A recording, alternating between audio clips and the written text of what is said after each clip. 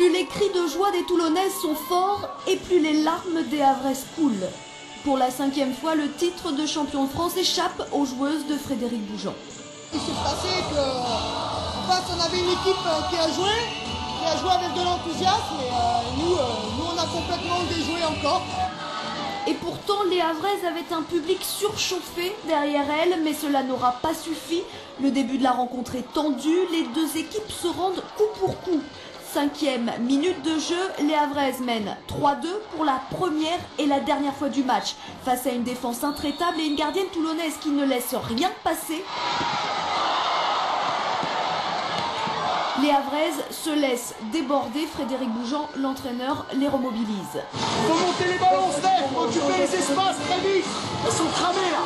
Non, non, les Toulonnaises ne sont pas cramées, au contraire, elles prennent le large face à des Havraises qui cumulent les pertes de balles. À la pause, elles sont menées 13-8.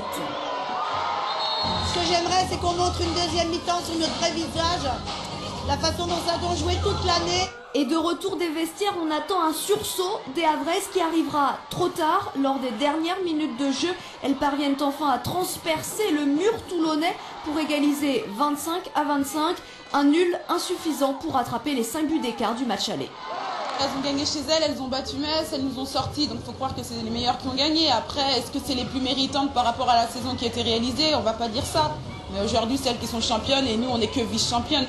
La fin de saison des Havraises a été difficile depuis cette fameuse défaite en demi-finale aller de Coupe d'Europe. On a eu une grosse déception, une vraie grosse claque. Et c'est vrai que depuis ce jour-là, on a perdu quelque chose, mais pas la motivation. On est toujours là, mais c'est vrai qu'on est fatigué. Les Havraises devront oublier vite, très vite, ce traumatisme. Elles ont encore une compétition à